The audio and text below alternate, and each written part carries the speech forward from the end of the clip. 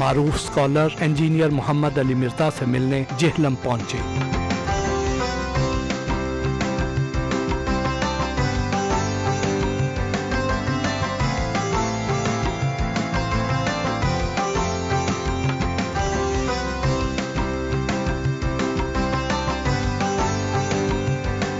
Engineer محمد علی مرزا نے قرآن و سنت اکیڈمی میں ہمارا پرتپاک استقبال کیا۔ انجینئر محمد علی مرزا سے گفتگو ہوئی۔ السلام علیکم علی بھائی۔ وعلیکم السلام ورحمۃ اللہ وبرکاتہ۔ کیسے ہیں آپ؟ الحمدللہ علی کل حال۔ لوگ تو نام کے ساتھ مولانا، مفتی یا علامہ لکھتے ہیں، جبکہ آپ اپنے نام کے ساتھ انجینئر لکھتے ہیں، اس کی کیا وجہ ہے؟ میکینیکل انجینئرنگ میں نے کی ہوئی ہے الحمدللہ، اور میں اسی کا اہل ہوں کہ اپنے ساتھ اس ڈگری کی وجہ سے انجینئر لکھوں۔ ویسے جو پاکستان کے اندر مفتی یا علماء کی ڈگریز جو لیتے ہیں نا پراپر مدارس سے، وہ اتھرائز ہوتے ہیں اپنے ساتھ اس طرح کے القابات لکھنے کے۔ تو ایک تو یہ ریزن ہے میں آفیشلی اس طریقے سے کوالیفائڈ نہیں ہوں کہ میں وہ ڈگریاں اپنے ساتھ منسوب کروں۔ پلس یہ کہ میں اسے اپنا فخر بھی سمجھتا ہوں کہ میں ایک کنونشنل جو مدرسہ سسٹم ہے اس کی آؤٹ پٹ نہیں ہوں۔ اور پھر تیسری بات یہ کہ پڑھا لکھا طبقہ جو ہے وہ عموماً جو لوگ دنیاوی طور پر زیادہ پڑھے لکھے ہوتے ہیں ان کے منہ سے جب دین کی بات سنتے ہیں تو امپریس ہوتے ہیں۔ یہی وجہ ہے کہ آپ دیکھیں اس وقت الحمدللہ ہماری سوشل میڈیا کے اوپر، یوٹیوب پہ دیکھ لیں، فیس بک، واٹس ایپ کے اوپر، باقی جگہوں پہ کسی بھی اور مذہبی پلیٹ فارم کی اتنی ویورشپ نہیں ہے جتنی ہماری ہے الحمدللہ۔ حالانکہ کوئی مدرسہ نہیں، کوئی چندہ بک نہیں، کوئی فرقہ نہیں، کسی کی اس طرح کی سپورٹ نہیں ہے الحمدللہ۔ یہ اخلاص کی برکت ہے، پلس ایک دنیاوی تعلیم کی برکت سے پڑھا لکھا طبقہ بات سنتا ہے۔ تو یہ اس کی پیچھے ریزن تھی انجینئر لکھنے کی۔ اگر سوشل میڈیا نہ ہوتا تو کیا تب بھی اتنے مشہور اسکالر ہوتے؟ میرا خیال ہے نہیں۔ اب چونکہ ایک میڈیا کا دور ہے اور علم کا دورہ ہے، اس وجہ سے لوگ اس طرف آ رہے ہیں۔ ادروائز 8 سے 100 سال پہلے تو بخاری کا اردو میں ترجمہ بھی نہیں تھا۔ حالانکہ اسلام آئے ہوئے 1000 سال ہو چکے ہیں، لیکن کسی نے لوکل لینگویج میں، فارسی میں اس کا ترجمہ نہیں کیا، یا اب اردو میں 1920 میں آ کے آلموسٹ ہوا ہے۔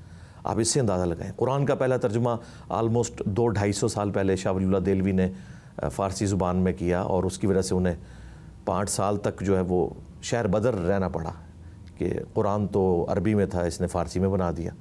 تو اس طرح کی چیزیں تھیں جس کی وجہ سے اس زمانے میں اتنی پذیرائی لوگوں کو حاصل نہیں ہو سکی۔ واقعی یہ تو بعد میں مانتا ہوں کہ یہ آواز جہلم سے اٹھ کے یہیں پہ دفن ہو جانی تھی۔ بچپن کیسا گزرا؟ بچپن بھی بڑا ریلیجس، چونکہ ہم ایک بڑے اسٹرانچ قسم کی، آپ سمجھ لیں ایک سنی فیملی، اور سنی میں بھی بریلوی مکتبہ فکر میں وقت گزرا۔ اور دعوت اسلامی کے جو امیر ہیں الیاس قادری صاحب، ان سے میری عقیدت اس وقت سے ہے جب میں 5ویں کلاس میں پڑھتا تھا، 5 وقت نماز پڑھتا تھا۔ پڑھائی لکھائی تھی الحمدللہ، اسکول میں، کالج میں، یونیورسٹی میں بھی پوزیشن ہولڈر رہا، ٹاپ 10 میں ہوتا تھا الحمدللہ۔ بعض اوقات پہلی دوسری پوزیشن بھی آتی رہی۔ تو اس طرح کا نہیں کہ پاگلوں کی طرح پڑھنا، ویسا نہیں تھا۔ خاموش طبع تھے یا شرارتی؟ نہیں، شرارتی۔ میری حرکتوں سے نہیں آپ لوگوں کو نظر آتا۔ ہاں، اپنے فیملی کے اندر میں یعنی خاموش تھا بھائی۔ تعلیم کا سلسلہ کہاں تک جاری رہا؟ تعلیم میں نے میکینیکل انجینئرنگ کی UIT ٹیکسلا سے، وہاں پہ پھر الحمدللہ اچھا وقت گزرا۔ 2000 جون میں ڈگری کر کے فارغ ہوا، اور پھر اس کے بعد میری پہلی جاب جو ہے وہ اٹامک انرجی کے ایک ادارے میں ہوئی، نیسکوم کے اندر، اور پھر الحمدللہ وہ پہلی اور آخری نوکری تھی۔ وہ کون سا ایسا واقعہ تھا جو اس ٹرننگ پوائنٹ کا باعث بنا؟ ٹرننگ پوائنٹ میری زندگی میں ایک واقعہ یہ بنا کہ میری آفس کے ایک کولیگ ہیں، وہ بھی انجینئر ہیں، انہوں نے نئی داڑھی رکھی، مجھے کہا کہ آپ مجھے کوئی ایسی بکس لا کے دیں کہ جنہیں میں اسٹڈی کروں، کیونکہ اب لوگ مجھ سے مسائل پوچھیں گے۔ تو انہوں نے اس وقت مجھے، یہ 2007 کے آلموسٹ اینڈ کی بات ہے، 2007 کے، اور میں ساری کتابیں مختلف قسم کی جو اپنے مکتبہ فکر کی تھی وہ لا کے ان کو دیں، لیکن افسوس کی بات ہے اس میں قرآن، بخاری اور مسلم نہیں تھا، علماء کی لکھی ہوئی ساری کتابیں تھیں۔ خیر، اس میں انہوں نے ایک عبارت ایسی پڑھی جو کسی ایسی شخصیت سے تعلق رکھتی تھی جو ایک مکتبہ فکر کی ایک پائنیئر پرسنالٹی، جن سے میری بڑی والہانہ عقیدت تھی۔ انہوں نے وہ عبارت پڑھ کے مجھے کہا کہ اچھا مجھے بتاؤ اگر کوئی ایسا کہے۔ میں نے کہا اگر کوئی ایسا کہتا ہے تو وہ تو عالم دین کہلانے کے حقدار نہیں ہے، نبی الاسلام کے بارے میں کوئی ایسی گفتگو تھی۔ تو اس نے کہا یہ تمہارے بزرگوں نے لکھا ہوا ہے۔ وہ پہلا شوق تھا مجھے جو لگا کہ یار اتنے بڑے بڑے لوگ بھی غلطیاں کر سکتے ہیں. اس کے بعد پھر مجھے نا سوچنے کا موقع ملا کہ یار ہم نے کسی ایک کو نہیں دیکھنا. پھر بائی چانس اسی سال اینڈ پہ بلوچستان ہم کسی ایک اپنے ڈیفنس کے کام کے سلسلے میں گئے اور کراچی ڈیفنس میں ہماری رہائش تھی اور وہاں پہ واکنگ ڈسٹنس کے اوپر تھوڑا 15-20 منٹ کی واک کے اوپر مسجد تھی. وہاں میں نماز پڑھنے گیا. وہ ڈاکٹر اسرار صاحب کی مسجد تھی جہاں انہوں نے بیان القرآن 1998 میں قرآن کی تفسیر ریکارڈ کروائی تھی.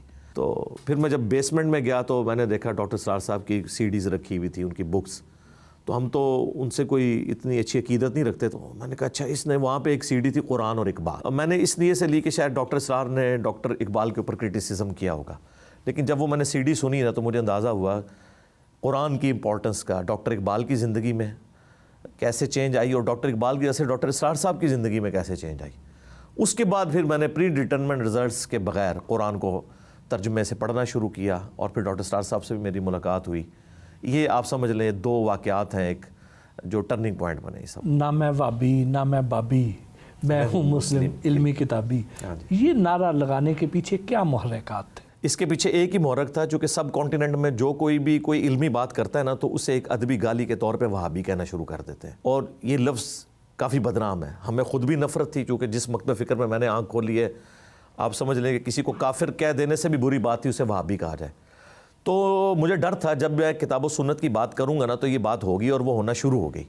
تو اس سے پہلے کہ یہ بات میرے بارے میں مشہور ہوتی میں نے خود ہی اعلان برات کر دیا کہ نہ میں وہابی. اچھا, بابی کا لفظ میں نے اس لیے ڈیوائز کیا کہ قرآن میں سورہ نساء میں اللہ تعالیٰ نے فرمایا کہ اللہ تعالیٰ برائی کے ساتھ ذکر کسی کا پسند نہیں کرتا سوائے اس کے جس پہ ظلم ہوا ہو. وہ اگر کوئی واویلا کرے تو اللہ تعالیٰ اسے ایکسیپٹ کرتا ہے کہ ٹھیک ہے اس پہ ظلم ہوا ہے تو وہ تو آگے سے بولے گا. اور سورہ شورا میں آیا ہے کہ برائی کا بدلہ اتنے لیول کی برائی ہے, آپ کر سکتے ہو. کوئی ایک تھپڑ مارتا ہے تو آپ دوسرا تھپڑ اسے بھی ایک ہی تھپڑ مار سکتے ہو. تو چونکہ انہوں نے میرے لیے ایک لفظ ڈیوائز کیا وہابی, تو میں نے اس کے اگینسٹ بابی, یعنی تم اپنے بابوں کے پیروکار ہو.